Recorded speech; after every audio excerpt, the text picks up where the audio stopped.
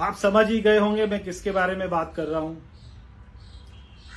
अभी दिल्ली के मुख्यमंत्री अरविंद केजरीवाल ने कहा कि दिल्ली में एमसीडी चुनाव में बीजेपी डरकर भाग रही है, मगर इसके पीछे तर्क क्या है उन्होंने वो नहीं बताया। आप सभी जानते हैं दिल्ली में पहले एक ही एमसीडी होती थी और एक ही मेयर होता था। शीला दीक्षित जी की सरकार ने एक एमसीडी की 3 एमसीडी कर दी, एक साउथ एमसीडी, एक ईस्ट एमसीडी और एक नॉर्थ एमसीडी।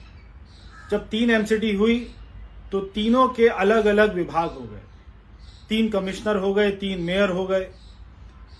वो सारे सिस्टम को चलाने के लिए दिल्ली की जनता को 200 करोड़ रुपए का अतिरिक्त बोझ उठाना पड़ा। और उसके साथ साथ दिल्ली सरकार जो एमसीडी को पैसे देती थी, शीला दीक्षित जी के समय दिया करती थी, वो अरविंद केजरीवाल जी ने देना बंद किया।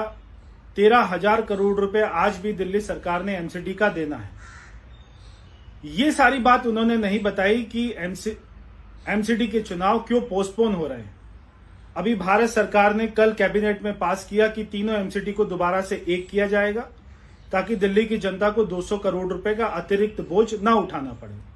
ये एक बहुत बड़ा रिफॉर्म है दिल्ली के एमसीडी के लिए और दिल्ली की जनता के लिए, दिल्ली के विकास के लिए। ये अरविंद केजरीवाल जी नहीं चाहते। अगर हमें चुनाव पोस्टपोन कराने होते तो हम पंजाब में भी करा सकते थे। आप तो गोवा में भी चुनाव लड़े, उत्तरांचल में भी चुनाव लड़े, आपकी जमानत जब्त हुई। इसलिए दिल्ली की जनता को सच बताइए अरविंद जी, आज नहीं होगा तो 4 महीने बाद होगा, मगर अपनी शर्त को ध्यान रखिएगा कि अगर एमसीडी में बीजेपी जीत गई तो आप राजनीति से संन्यास लेंगे, चाहे आज लें चाहे 4 महीने बाद लें। पहले अपनी बातों की तरह मुकर मत जाइएगा। दिल्ली की जनता आपको बहुत विश्वास से मुख्यमंत्री बनाकर बैठी है, मगर आप उनका बार बार विश्वास तोड़ते हैं, ये ठीक नहीं।